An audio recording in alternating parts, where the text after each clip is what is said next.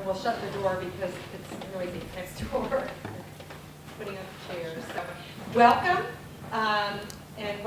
and thank you for helping us to celebrate. Thank you, Andy, for helping us to celebrate National Undergraduate Research Week.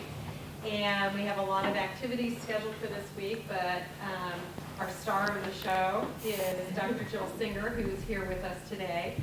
She came in last night from Buffalo and was able to learn how to drive in Kansas with the wind. Without a driver's license, it was amazing. And then last night was able to speak to about 20 students and a couple of faculty members, and it was really, really great. A lot of students that hadn't had any research experiences, so they really had a good opportunity to ask a lot of questions and to get some really good information. And we've certainly kept her very busy today, and now at this point we're going to be, she's going to be talking about undergraduate research from vision to practice. And when Jill and I were talking earlier, I was saying that we didn't have to talk so much about why undergraduate research is such a cool thing to be doing. We needed to really hear a lot of the nuts and bolts about how to and some real good practical advice. So she's certainly agreed to do that. Dr. Singer is a geologist by training, and she has this uncommon fondness for mud and sand. As a result, she's a sedimentologist. And she also has been very experienced with undergraduate research for many years, has been very active in the Council on Undergraduate Research, is a past president of CUR, Council on Undergraduate Research. She's also done a couple rotations at the National Science Foundation in the Undergraduate Research Division, and is currently Director of Undergraduate Research at Buffalo State. She's been doing that for 14 years. And with no further ado, I'd like to introduce Jill Singer. So welcome her to Hayes. Well, thank you very much. I do have a jacket, but it just is kind of hot, and I see most people are pretty informal, so I'm not going to put a jacket on. The other thing about this talk is that when Leslie and I talked about what I might try and share with you, what kind of emerged was different groups are kind of interested in different facets of undergraduate research. And what I've tried to do is put together a presentation that blends a little bit about my personal journey and why maybe a little bit of insight into why I'm so passionate about undergraduate research and why I've kind of taken on a bit of a leadership role on my campus with undergraduate research, my interactions with Council on Undergraduate Research at the national level, and what I've been able to learn from colleagues of mine across the campus as they implement undergraduate research programs, and kind of lace it with some practical advice and feedback. I know in many ways I am speaking to the choir here. You're here because you already embrace undergraduate research. So some of the slides I have in here is not that this is educating you. These are things that you probably already know and talk about in the various circles that you have. But it might be packaged in ways that you can repurpose and reuse as you go forward and try and engage your colleagues across the campus and beyond. And so one of the things that we always joke about in CUR is we say the sincerest form of flattery is stealing the stuff. So if any of these slides or content on the slides seem to be things that you think would be of use as you engage your campus in conversations, you should steal them.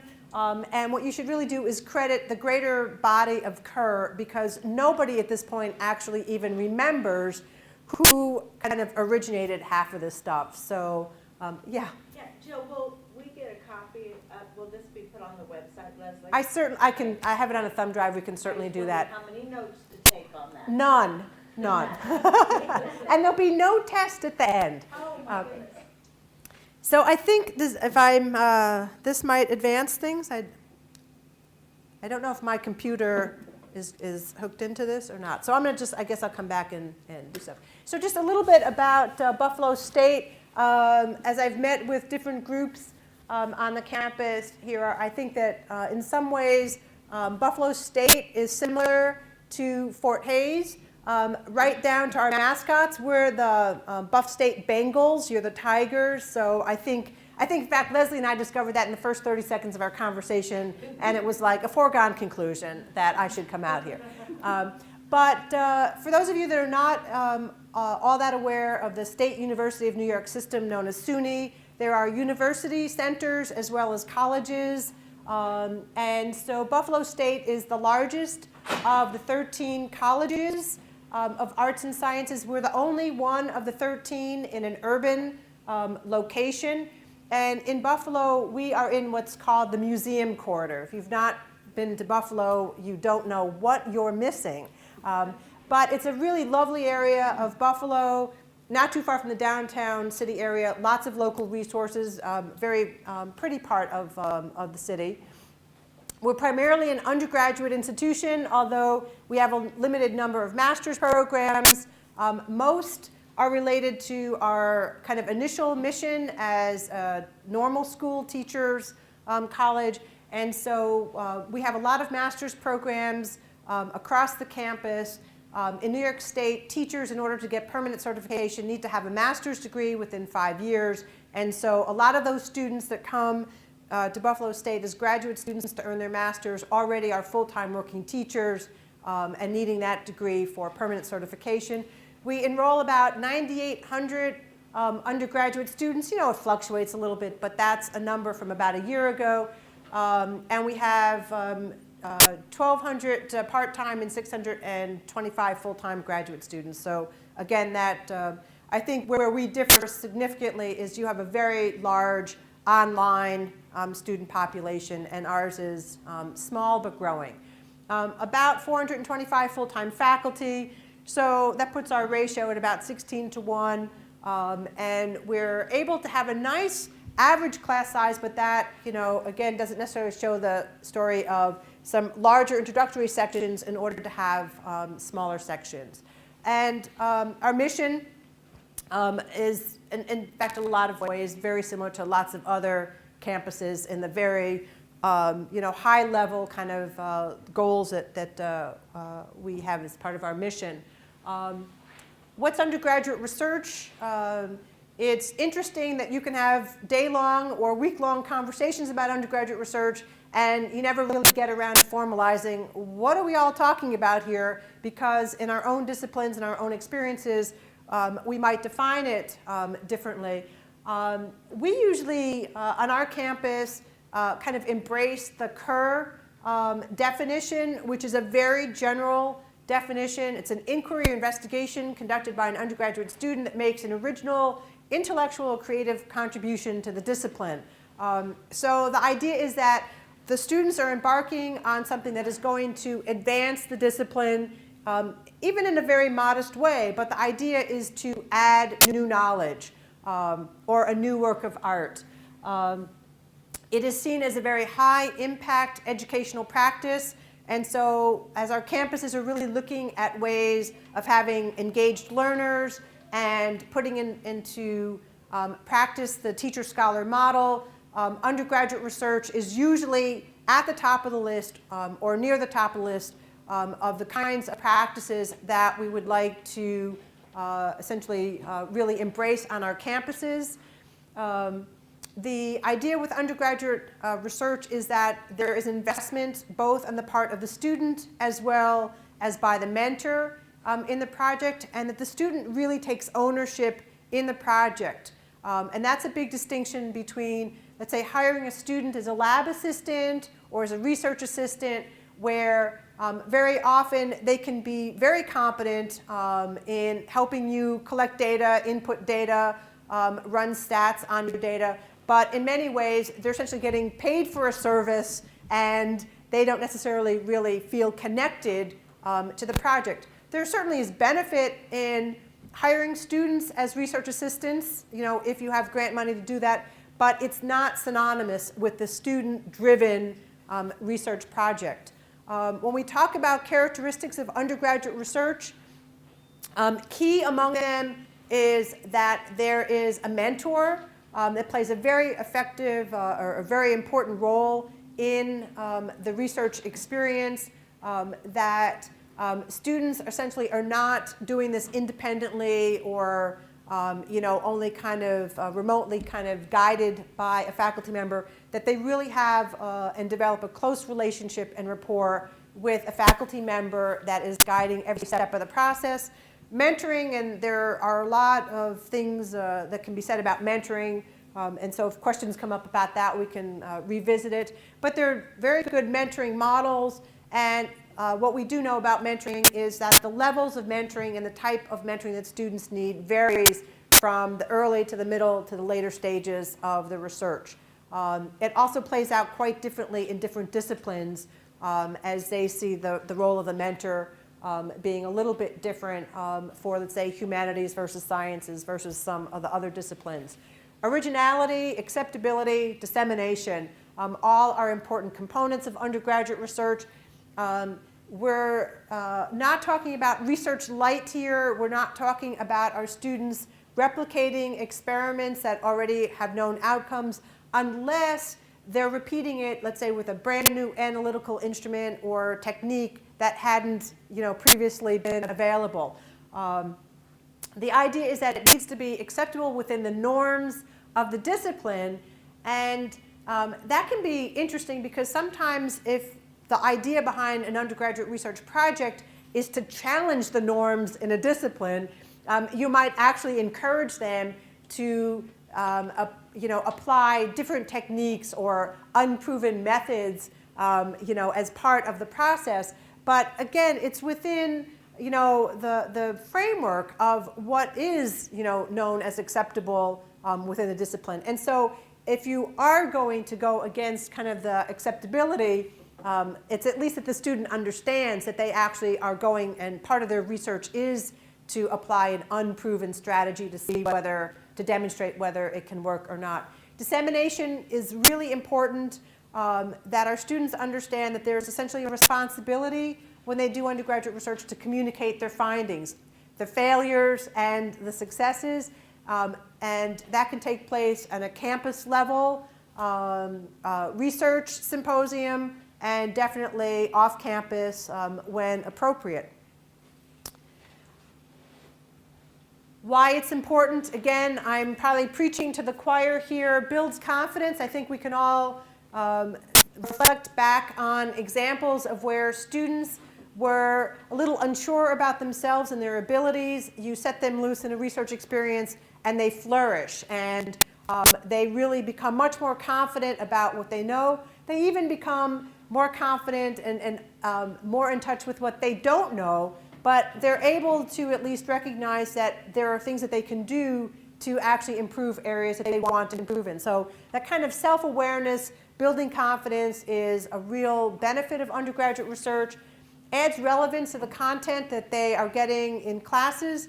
Commonly you'll hear students say things like, gee, now I understand why this theory was discussed in that class, or why that method was introduced, and they start to see connections between topics and concepts that were introduced in different courses, and all of a sudden they start piecing these things together in a real world application, and a lot of things really fall into place. So undergraduate research, interestingly, if it happens early enough, can take BC students and help raise their grades, because now when they're back in the classroom, they really see the connection of things that are introduced, and they're much more kind of committed to that material and the reasons why they might want to pay attention and follow through on homework assignments and other assignments. So undergraduate research, if timed properly, can actually help students improve in their grades.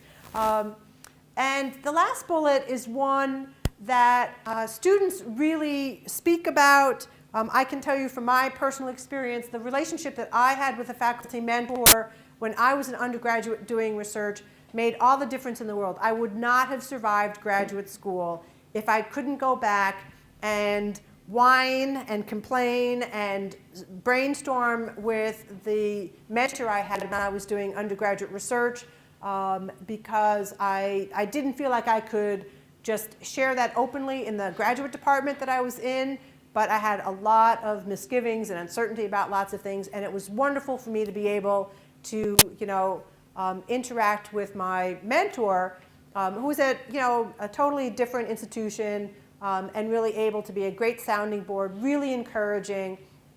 And so for me, it really was life-changing, because if I didn't get through graduate school, I don't know what I would be doing at this point. So again, this is something that students really see as critically important.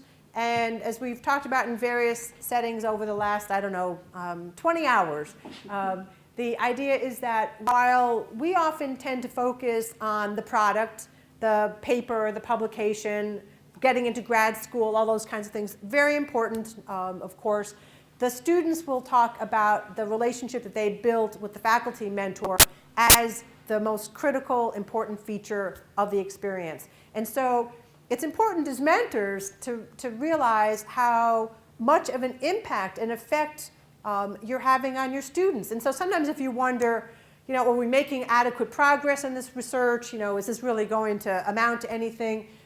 If you kind of remind yourself of this, you know that you're doing the right thing, even if there's not necessarily the product to show for it.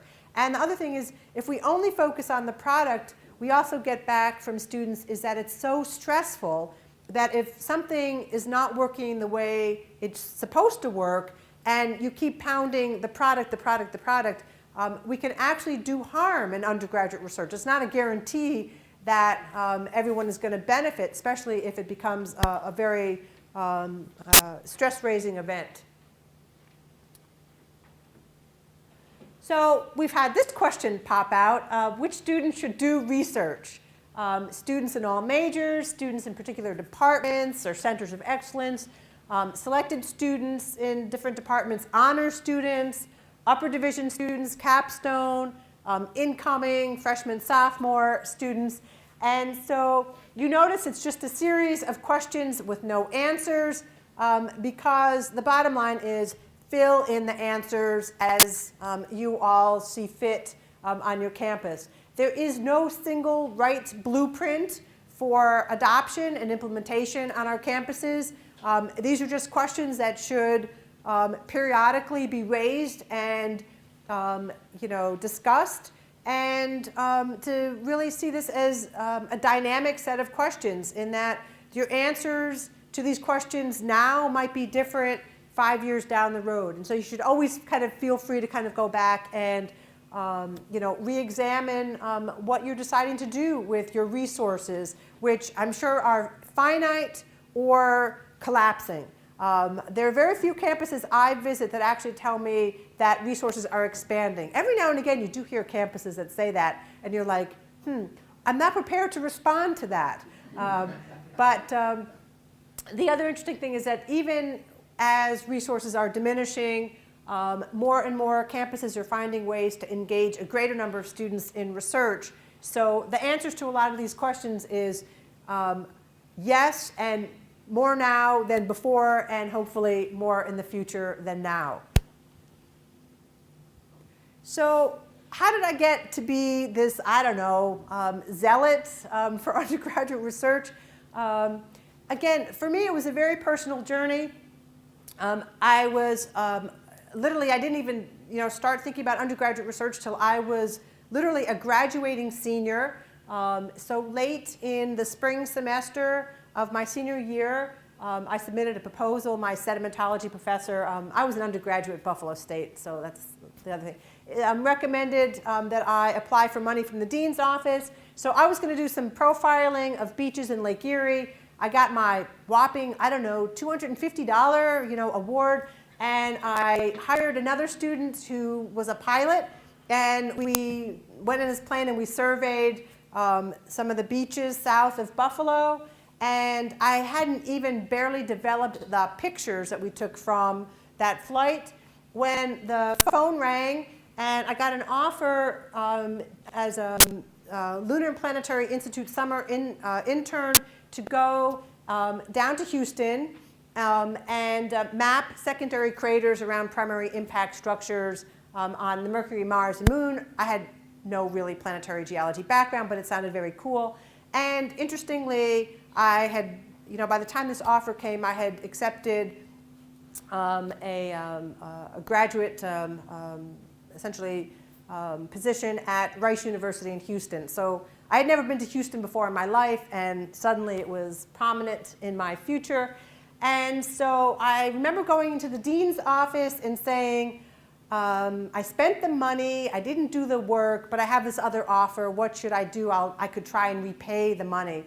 And her name was Irene Hulichka. I thought she was old at the time, and she's still alive. And she recently made a donation to our program, so it's really kind of neat that she's still alive, and she's still, she still remembers me, which I think was funny. She said, no, don't pay me back. She said, someday, maybe, you'll have an opportunity to support students doing undergraduate research. Well, those were really telling words. I had no idea what it meant, other than the fact I didn't have to pay back money I didn't have. And so I got released from the Lake Erie beach profiling, which I never did. And I turned my attention to mapping secondary craters, which culminated when I was a first-year grad student. For me, it was my first presentation at a professional conference.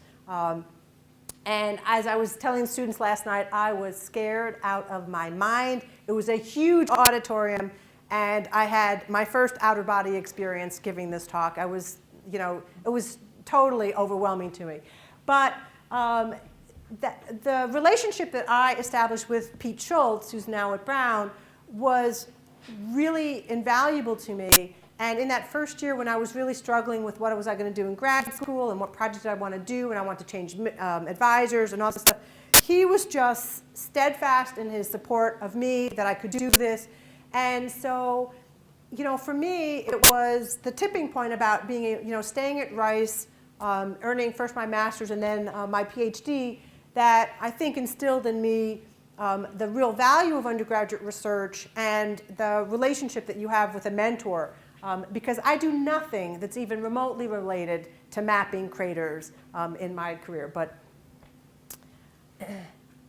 So what do I do? I joke around. I can't get through any talk without showing a picture and talking about the Buffalo River, which is my field area. And it's a lesser-known river than the Niagara River. Everyone kind of in Buffalo area knows the Niagara. Not everyone knows the Buffalo River. But it's a river that has a history of industrialization, contamination of the lovely muds, mostly, and some sand. And so my research is really involved looking at sediment transport dynamics and contributing to the community's conversation and decision-making about the best ways to restore this river. And considerable progress has actually been made in bringing this river back to the community. And so in the upper picture, that's just a few years old. That's the RV Seiche, the boat that we use in the Buffalo River, and it features prominently a derrick that we can raise and lower our equipment, which weighs about 400 pounds. Some of the equipment you're seeing in the lower picture, it's acoustic Doppler current profiler. That's a vertical looking one, fills with sediment, gets really heavy, very muddy. I'm in my glory doing these things. And the picture on the right is, you would be disappointed. You guys talk about high winds and tornadoes. We get ice and snow, and so the picture on the right, what you're seeing, is actually an ice jam that tore out one of the I-beams that held one of these current meters. And so winter conditions on the river can be quite intense. And one of the things that we've been doing with our work is in this very heavily instrumented river, looking at current dynamics, because there's an interaction between river flow and flow from Lake Erie that actually forces reversals in the current, and this interplay between the river and lake dynamics is that we've left equipment out year-round in this river, and that's a fairly perilous thing to do. So along the path of doing work on the Buffalo River with collaborating with colleagues at other institutions, primarily Pat and Tom Manley at Middlebury College, is that over the 20 plus years that we've been off doing work in the Buffalo River, this is a thesis student, senior thesis student from Middlebury in the early 90s, and the student was out participating and doing her research, looking at side-scan sonar, essentially using sound to map the bottom.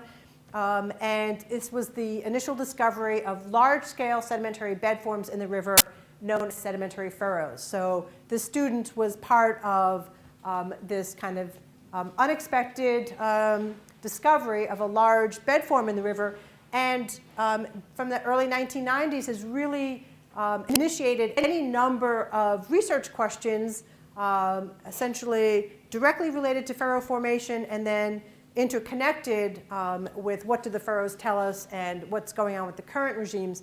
But we're talking about 20 years, literally of research and field work related to some of the early work done with undergraduates in the early 90s. So why do I like involving undergraduate students in research? For some of the very same reasons you do. They're enthusiastic. They are not, most of them are not risk aversive. Oftentimes they come in with expertise that you might not have. A lot of what I do involves needing somebody with good skills in mechanical, electrical, plumbing, computer, all those kinds of types of things, and having students that come in. This was on the right an image of the progressive erosion of Strawberry Island. This is an island in the Niagara River that has been both eroded away because of the high currents of the Niagara River, but also excavated from the inside. It looks kind of like a tooth. But they did sand and gravel excavation, and that also altered the shape and made it smaller. Very vulnerable, and was feared that it could actually disappear altogether, and yet it's a very important bird nesting area. So a student of mine in 1995, when she approached me, said, I'm learning in my geography class, I can do some of this, geospatial mapping and GIS stuff. And it was, really starting to get, more interest, and it was a new emerging tool. Most geologists at that time really didn't have that specialization. So she said, I can do that, and here's kind of what I want to look at. And I said, well, this is great. I have a colleague. I know that there's a great library of aerial photographs. So she brought in a lot of the technical geospatial side of things and wrote up a really interesting paper on the erosion of this, which has been used by the New York State Department of Environmental Conservation as they've tried to document the erosion of this island, as well as some of the protective measures that they've taken to stabilize further erosion of it.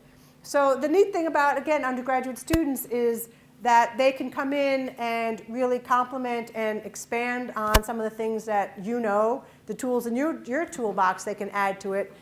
Valuable perspective, fresh ideas. Students often are good at crossing boundaries between departments. They're not aware necessarily of some of the political lines that separate one department from another, or that this guy doesn't talk to that person. And they come in and they're talking to everybody. And the next thing you know is they go, well, I'm working with so-and-so, and they're going to help me with this, and if you help me with that. So they kind of, pull these things together, and you're like, oh, this sounds great. It really has the potential to make a huge difference in a student's educational experience. I think we've all really, been overjoyed when our students come back telling us about what successes they've had in the world that they really attribute to an undergraduate research experience. And I think both in the student and faculty perspective, people think it's fun. It really is. It's engaging, it's stimulating, it keeps you alive on your toes. It's wonderful to be able to pass on to students some of the experiences that you've had, the lessons learned. It's great to see research and discovery through the eyes of a student when the spark goes off and they really begin to see connections. So some of the other things that I've been doing that again influences my perceptions about the value of undergraduate research is we were funded through the NCUR, this is before NCUR merged, but the National Conferences on Undergraduate Research, not quite, about 10 years ago, had a series of funding programs aimed at encouraging institutions to develop some interdisciplinary research programs. We saw the program announcement just at the time when the city of Buffalo was beginning to think about how it was going to commemorate the centennial of the 1901 Pan American Exposition. It happens to be that across the street from our campus was the Exposition Fairgrounds, so a lot of local history really complemented that particular theme. Lauren Belfer, the daughter of one of our design faculty members, had a much acclaimed historical novel come out called City of Light, and so that was prominent on our campus, and it really called attention to all of the various social and environmental changes that occurred in Buffalo in that last century. And City of Light, the book, really called attention to the state of the environment and social ills at the turn of the last century. And so it became a real natural kind of theme for this interdisciplinary research. And so over the course of 2 years, we involved 24 undergraduates. There were 4 other faculty mentors besides me. And this is an aerial shot from one of the theaters. One of my colleagues is a set design specialist in the theater department. And so the idea was, rather than go with your kind of traditional poster presentations or talks, the students would actually kind of build flats and depict their research on these painted backdrops. And so in the first year, we had this very kind of elaborate, you'd walk through, and the theme, of water, the students thought you'd walk through and you'd feel like you were in a channel of a river with all of the different research findings. The second year, we thought, okay, that was such a major construction project, it almost dominated the summer.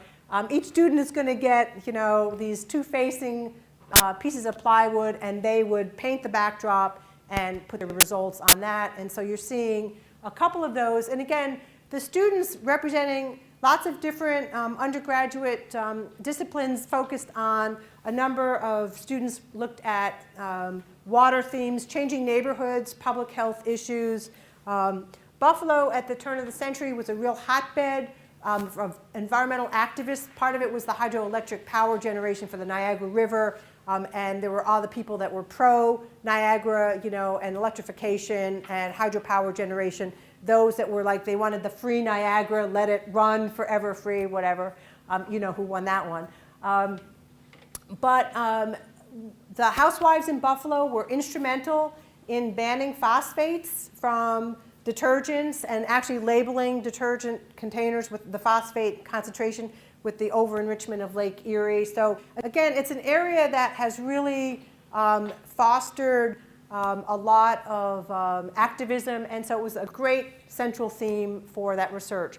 So the Butler Library on our campus allowed us to display these flats for about half a year during the community celebration of the Pan American. So part of those, because we brought in both an early undergraduate research experience around a theme of the Buffalo environment, and that really drew upon our experiences with that Pan American interdisciplinary research project. And we made the cover in September of 2000 of the Kerr Quarterly, and that's always an aspirational goal of every institution. You want to make the cover of Kerr. So other collaborations, working with colleagues in the technology department and their students, undergraduate projects, designing and building a wave tank to look at coastal processes. This is in the sedimentology lab at the college, and everyone loves recirculating flumes.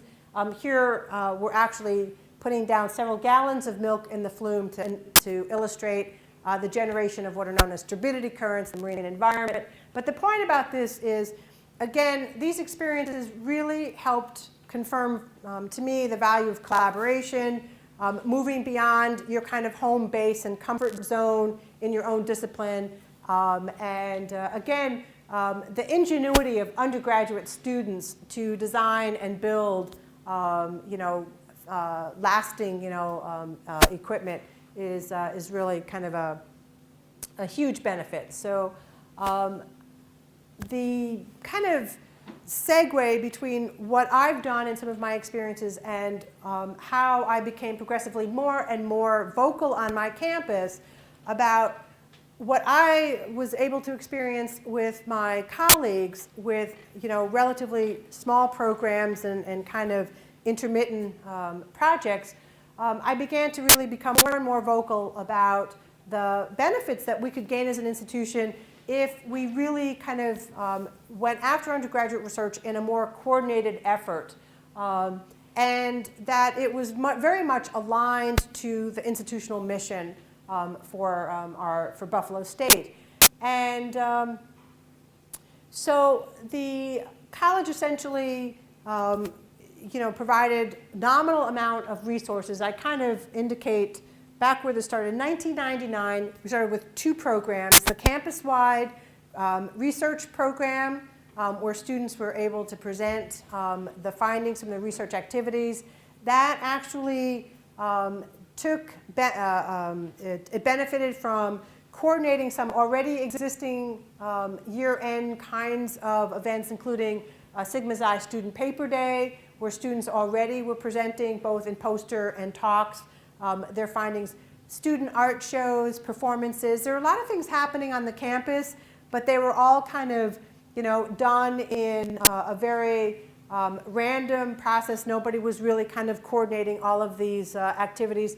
So one of the things was to have this campus-wide event, tap into those existing activities as well as promote it widely to the rest of the campus, to join in now that we've got this kind of campus-wide celebration, how their students might participate as well.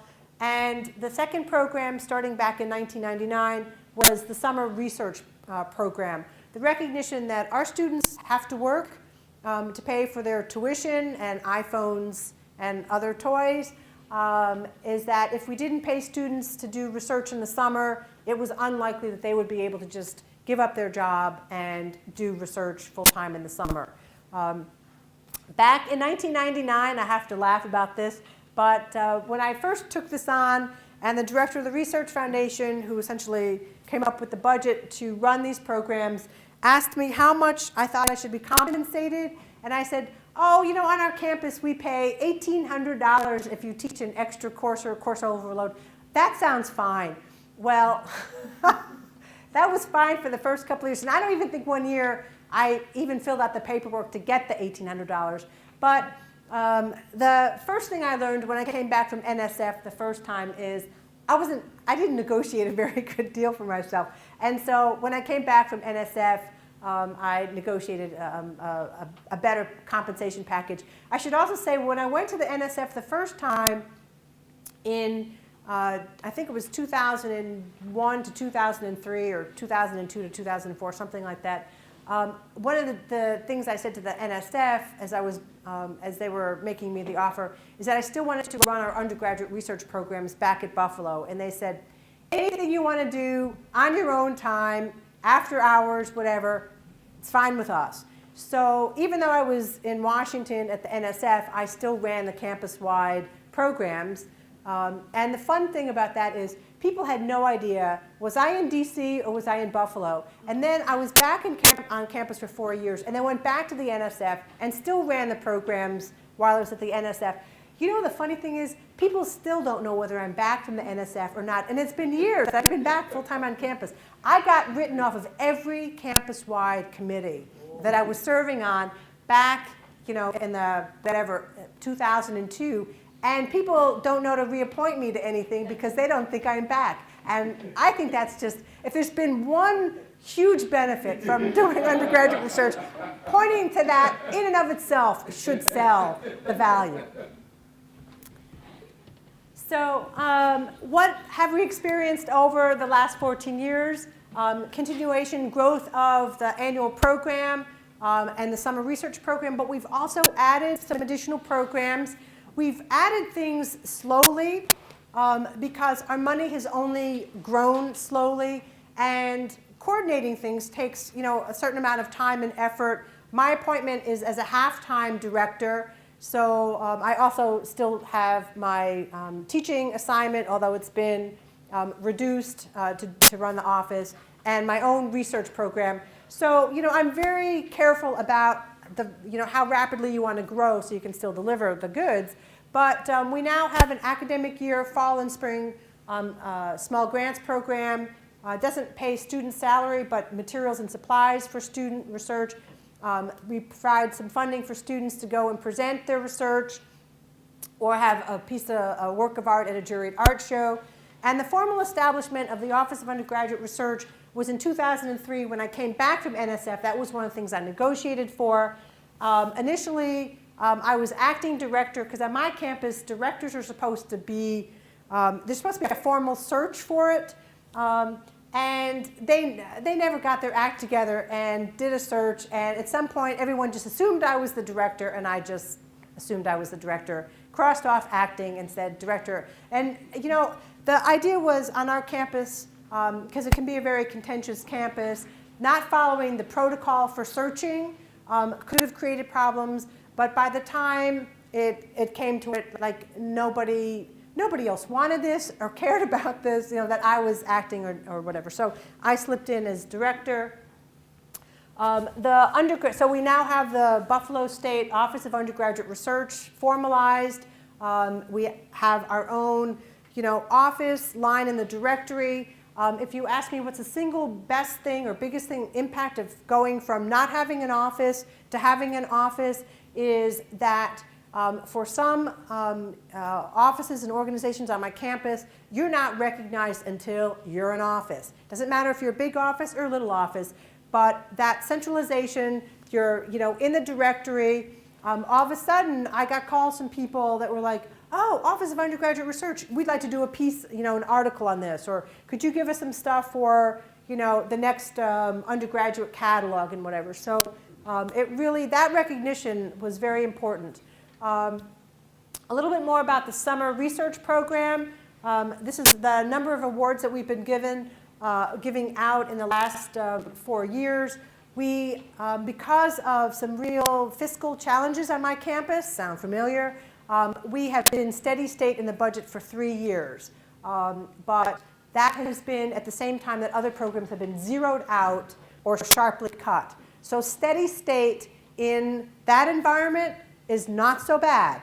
And I let my administrators know that, while I definitely would like more, I'm really pleased that we haven't been cut. These are the number of awards that we've been giving out.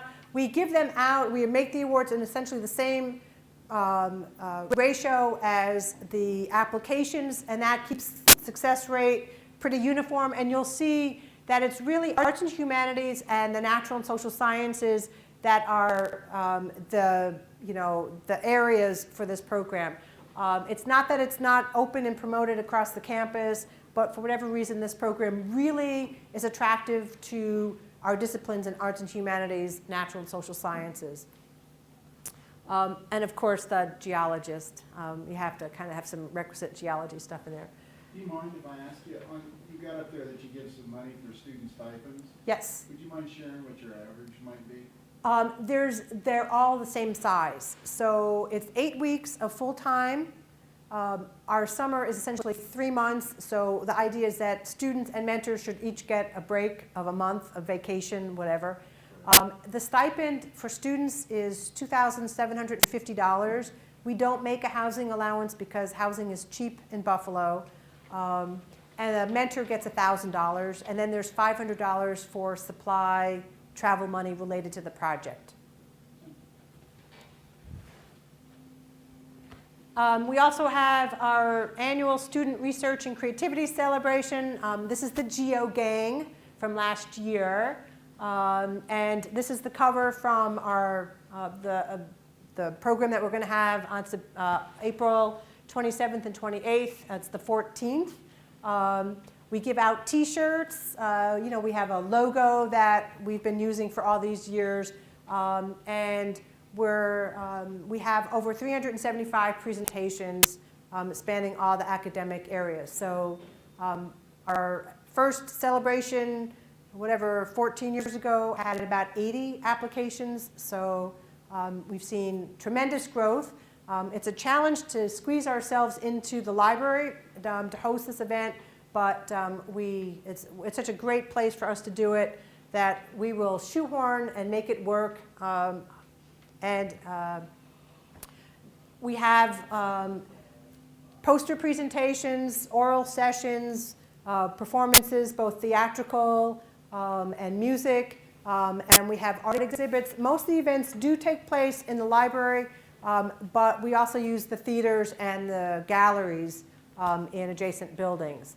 And again, seeing the opening reception during of the event with some of the posters, student musicians, works of art. So it's a real diverse program. I've mentioned this already at a couple of other sessions. Integrating undergraduate research into the curriculum is another program that we run out of the Office of Undergraduate Research.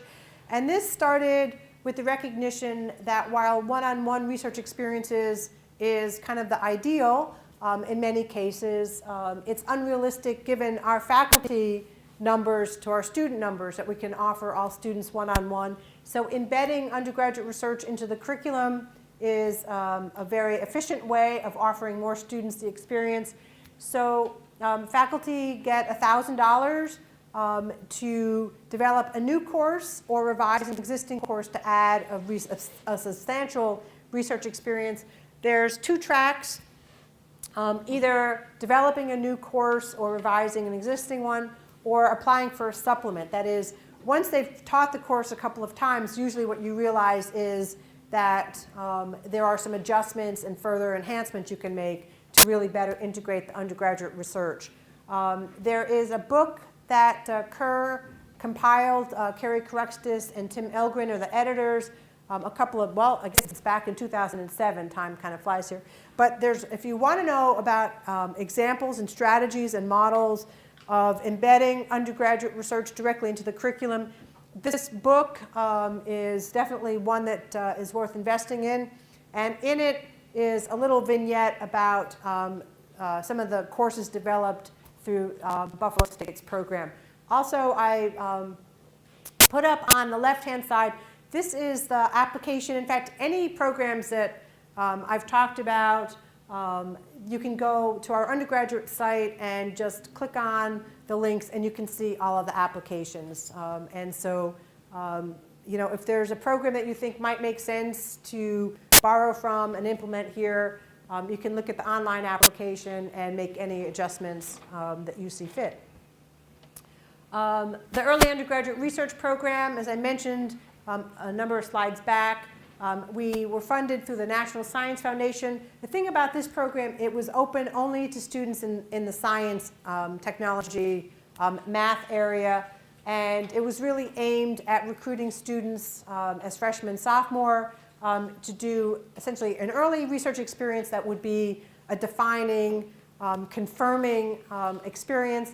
And we had various successes with this. I think some campuses really report great things happening with this.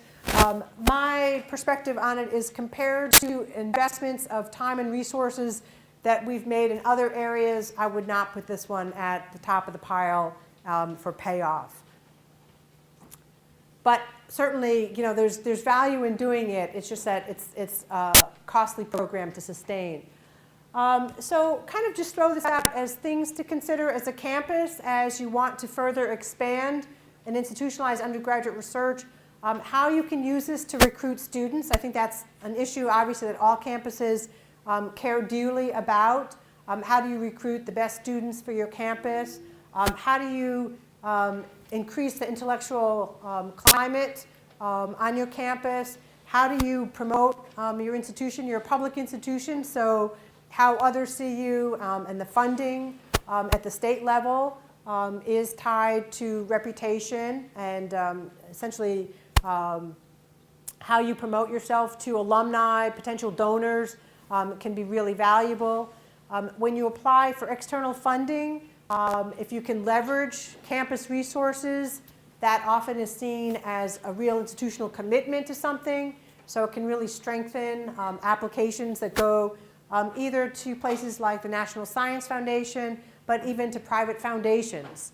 And I'm sure all of you have dealt with and are dealing with accreditation, and tying undergraduate research into those efforts is a very positive thing to do, and a lot of accreditation agencies really look for the evidence for student learning impact, engaging students, and so undergraduate research really complements those kinds of processes. Faculty scholarship, again, I'm preaching to a group that knows this dearly about the value. Why take time out of your overly full schedules to do this?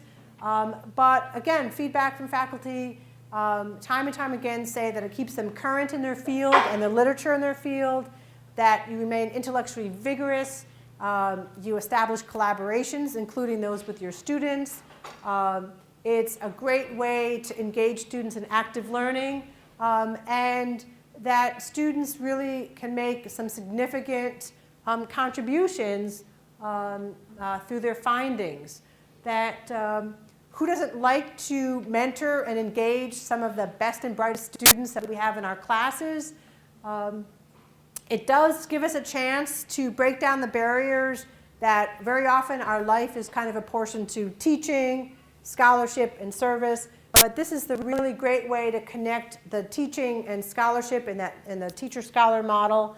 A lot of times faculty will rethink how they actually interact with students in the classroom as they really mentor students in undergraduate research. Sometimes they're very surprised at the level that students can perform, so they actually up the stakes a bit in their classes.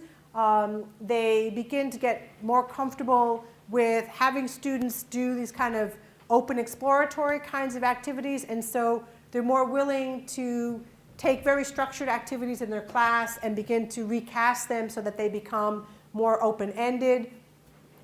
It really does break down this kind of, sage on the stage, telling students how to do it, to a much more, collegial, collaborative relationship. As students really gain experience in research, they start interacting with you as colleagues and making suggestions, offering, their interpretations for things, and they bring new insights into problems. And oftentimes, they're not straddled by biases or preconceptions that you may have in your field about how things operate. Again, a very good benefit there. Some of the trends we touched upon involving students earlier in their academic career. So more campuses, as they're developing programs, are also looking at experiences for first and second year students. How do you break down the barriers so that we engage students in all academic areas? Ways of tying this directly to our curriculum, so it's not just standalone research experiences for a few number of students, but how do we engage more students? Participation by students and faculty at two-year institutions. Sometimes these are your feeder schools into some of your programs, how to engage them. The idea of having our students present at professional venues is gaining traction. And one of the things that's happened to really unify the voice of undergraduate research nationally is the merger of CUR and NCUR. CUR was largely kind of a faculty development, institutional, administrative support organization. NCUR hosted an annual conference for undergraduate researchers in all disciplines. The merger is really synergistic of the two organizations and really will lend a much stronger, more unified voice to undergraduate research. Promoting undergraduate research on our campuses. Of course, obviously the primary beneficiaries are our students, but there are other reasons for doing it. And some of these things that we've talked about earlier in the day with some of these other groups. But the NESE survey, it's a great way to recruit new administrators, faculty, and staff, quiz them about their interest in undergraduate research and what they see as resources that you would lend to it. And a lot of campuses have now links on their homepage with showcasing student researchers. It's part of their webcasts and podcasts and brochures and all this other kind of institutional promotional material. Some of the challenges and things, I think some of these have already been voiced. How do you count it for faculty, for students? What do you really, aspire as your goals for this activity? What really constitutes scholarship? It varies from discipline to discipline. The norms are quite different. Should research take place during the academic year or summer or both? How does this factor into promotion and tenure issues?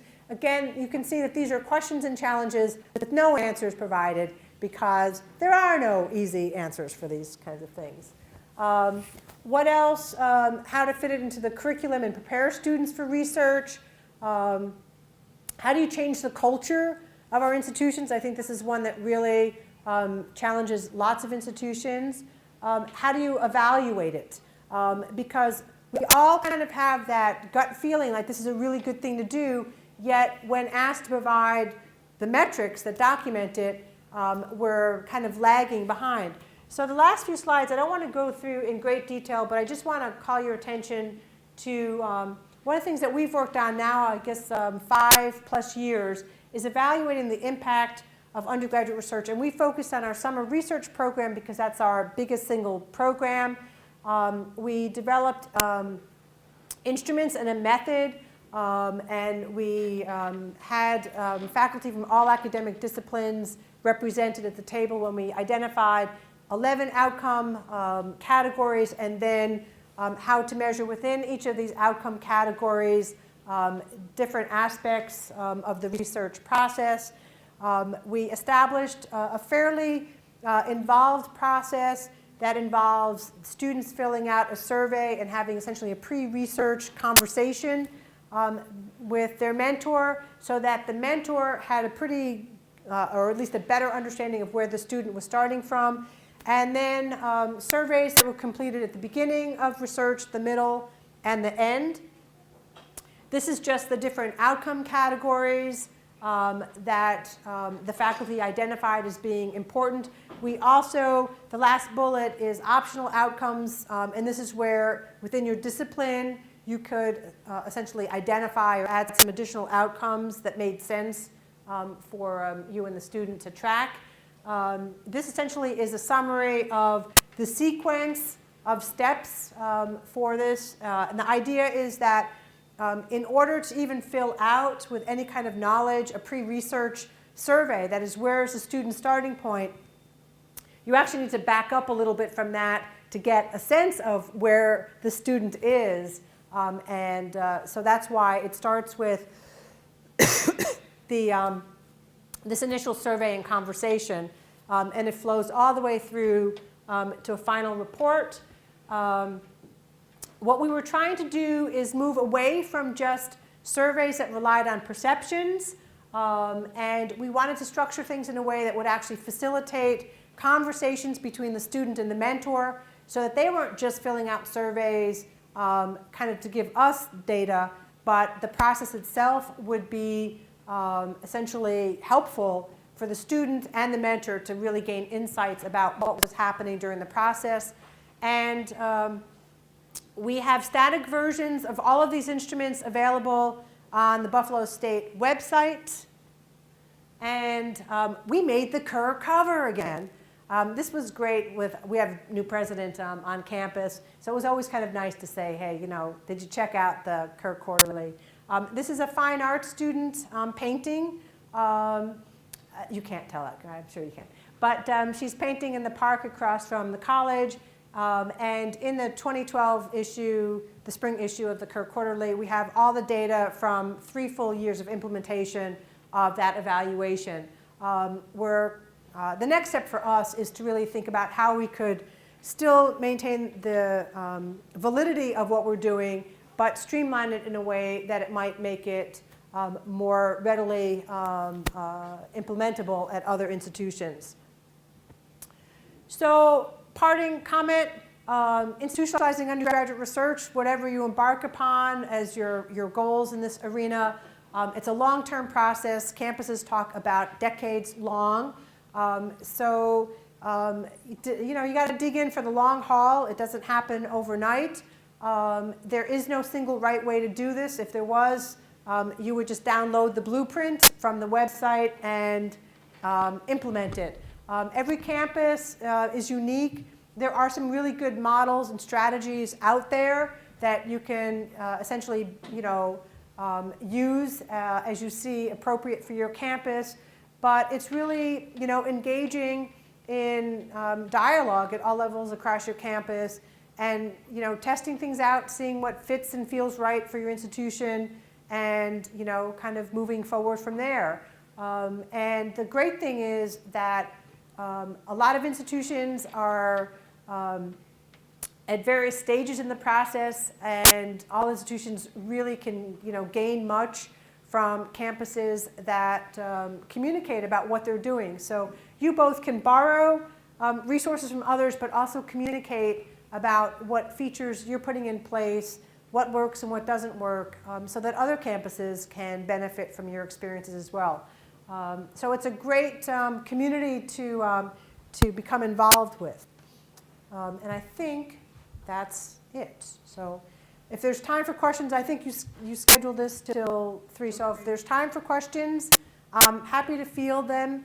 And at some point, if there's an interest, I have a student that just, as an undergraduate research project, essentially I had him create a little video documentary about the Office of Undergraduate Research, kind of as a promotional thing. So if you run out of things to ask, I can just show you the video, and it's going to be premiered actually at the end of our opening reception at our annual Student Research and Creativity Celebration. So this would be the first premiere outside of Buffalo.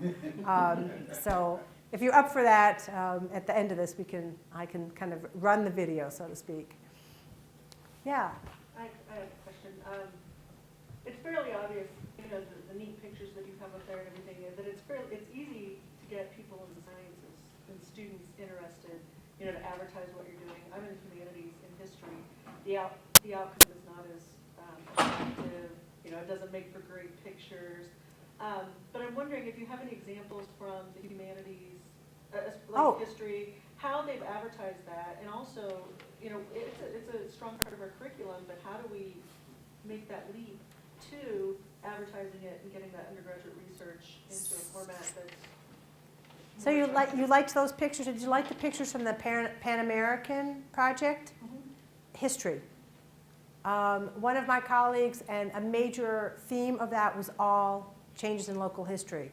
So, and that was depicted on a lot of those flats.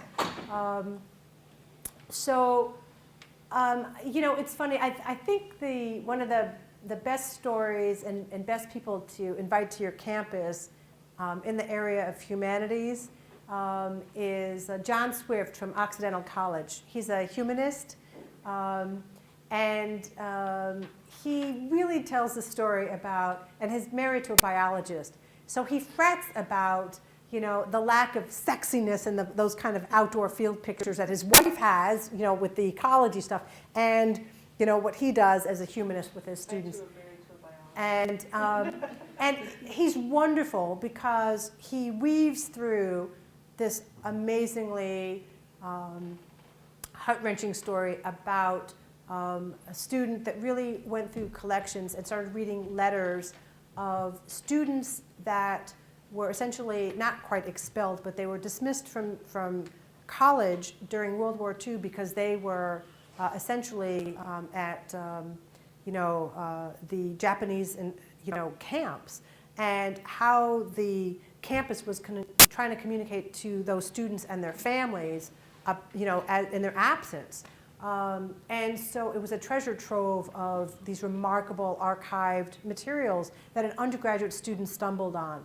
So in my mind, and I have goosebumps even thinking about how John tells the story, that, you know, I think that it is a challenge because it doesn't necessarily have that, you know, kind of Raiders of the Lost Ark, you know, kind of poster depiction of the guy with the big hat and the, you know, the whip and, you know, out there doing great wild things.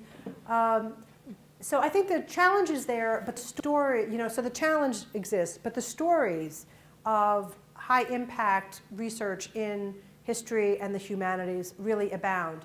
I think one of the things that I thought was really interesting is in the vignette that Buffalo State had in that compendium book that I mentioned, Correctus and Elgrin edited, is we had a faculty member in the English department who teaches a course called The Printed Book, and my colleague in geology who teaches petrology. And I had them together to lunch. We had kind of a wrap-up luncheon of faculty that had been supported by this program over the years to talk about what they did. And it was so interesting, the way that a geologist reconstructs history and the way the humanist had students reconstruct all the things that you can get out of a book from the frontispiece and all the, you know, everything from the writing style that's used and whatever. And they were going back, everything that the humanist said, the geologist counted. It was so amazing. And who would have thought that the similarity between what the humanist was doing with the printed book and the geologist and you know, having students reconstruct history were actually more similar than dissimilar. So I think the stories are there. It's how to articulate them. I think, again, you know, with our alumni newsletter and college promotional materials, I think that it's not just the numbers, it's the stories that you can try and describe about what students have done.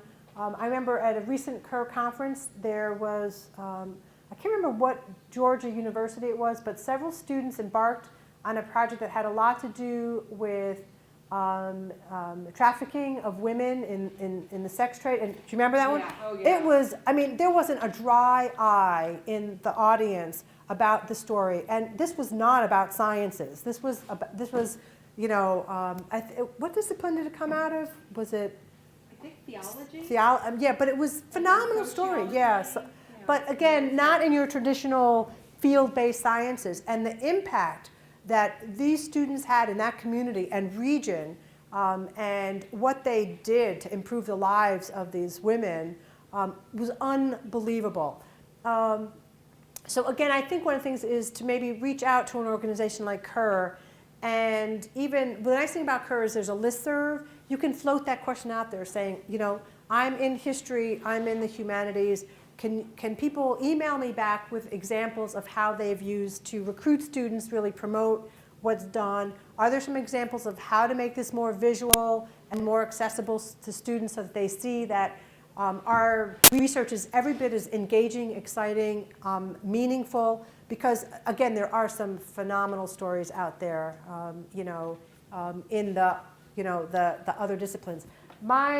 I mean, the joy that I get in running a campus-wide office is that, you know, I'm in the sciences, so it's really the stories outside of the sciences that I think are the really interesting stories to take hold of. But it's not a slam dunk guarantee that people immediately connect to it. You really have to think strategically about how do you communicate it, what your students are doing, and how you use that to recruit, you know, other students. How do you communicate that to your campus so that they can get it into the promotional materials? Right now I'm having a little bit of a discussion with the guy in college relations about, we had a piece in the Alumni magazine a number of years ago that featured undergraduate research in all the disciplines, and I've been begging them to do kind of a, you know, I said it's 8 years later, could we go back and revisit some of this?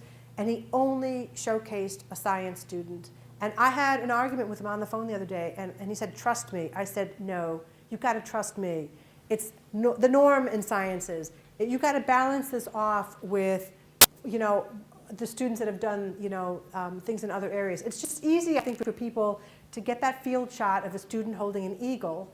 But the other reason why I'm really, really proud of the Kerr cover for the spring issue is that is the first fine arts painting student they've ever shown on a Kerr cover. So I thought it's great. It's come from Buff State, so, but I think you kind of look for those opportunities. And you'll see that as you look across the country, there's some really great examples to draw from.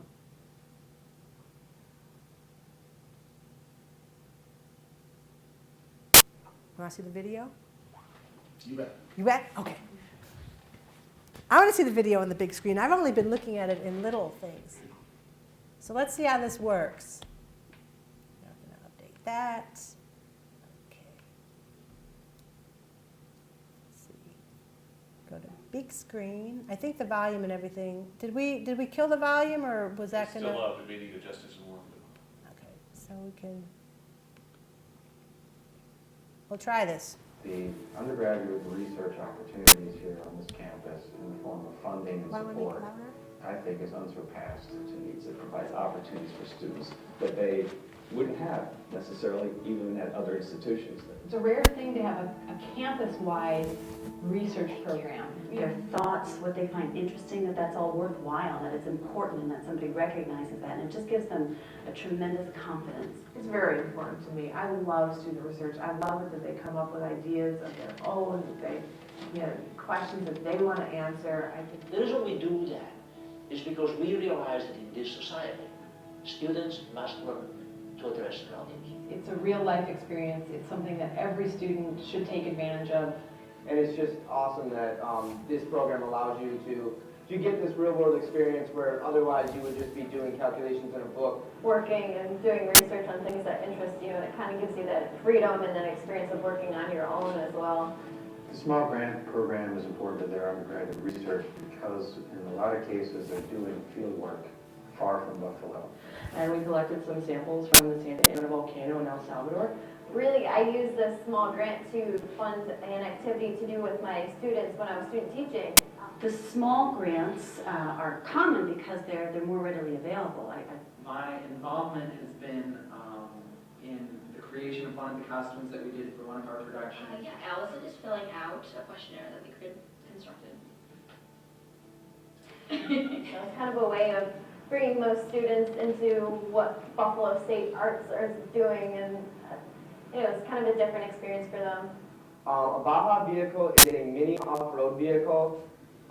They gave us grants for our drivetrain, our suspension, and our brakes this past year, which were one of the 3 most important parts of the vehicle.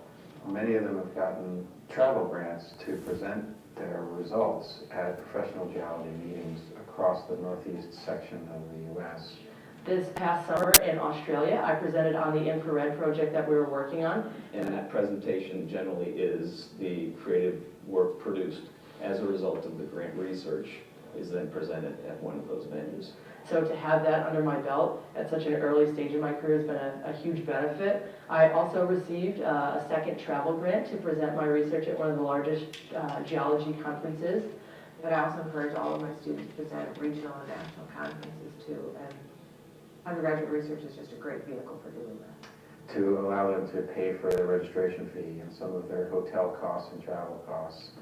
It's just as critical as getting any sort of other grant to do the research itself.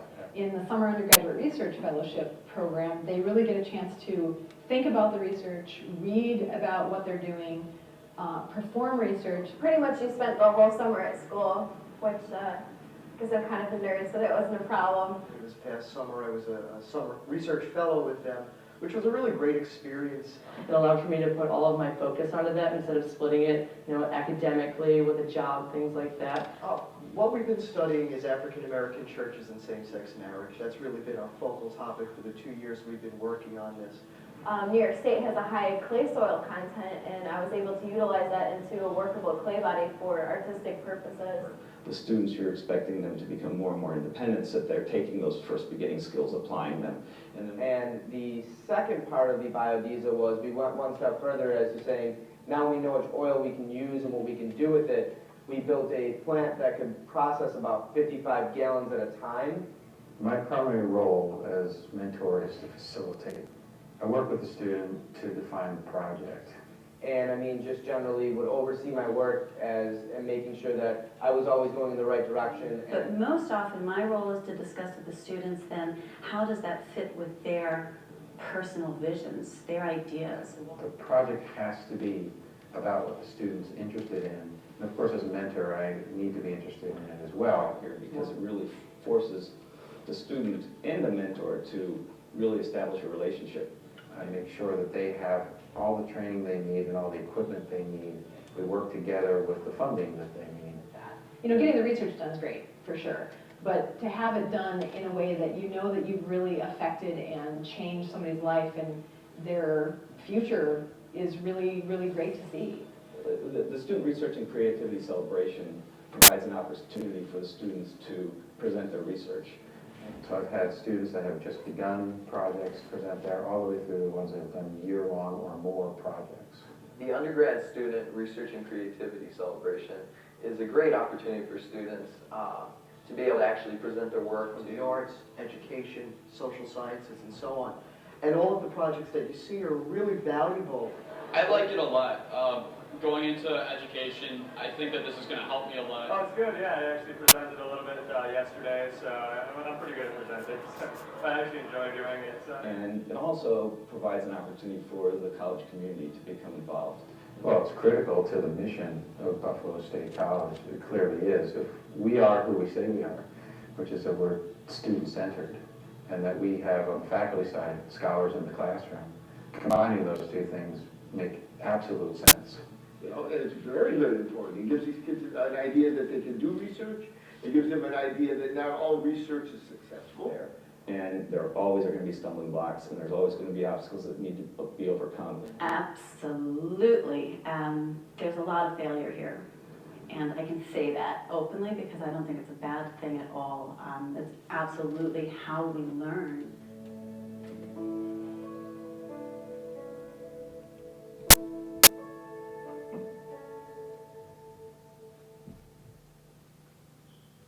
There it is. Very nice. So this was made by a junior student. He's got one more year before he graduates. So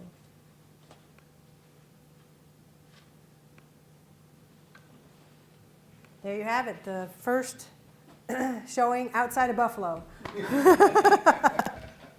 But I think what's kind of neat is that the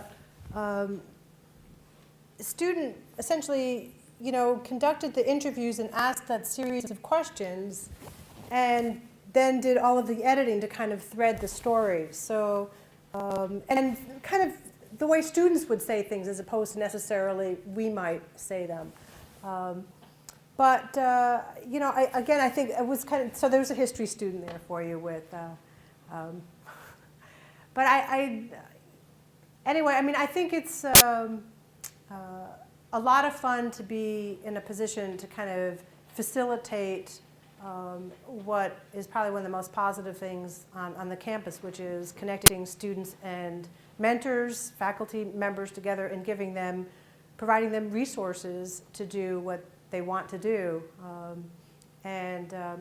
So, again, I think we're just about out of time, but I'm happy to answer questions. Anything that we have up on our website that you think might be of use, feel free to download it and use it. And we can also, if you want to take the talk and upload it to your site. So, but great, thanks for hanging, out for the full duration.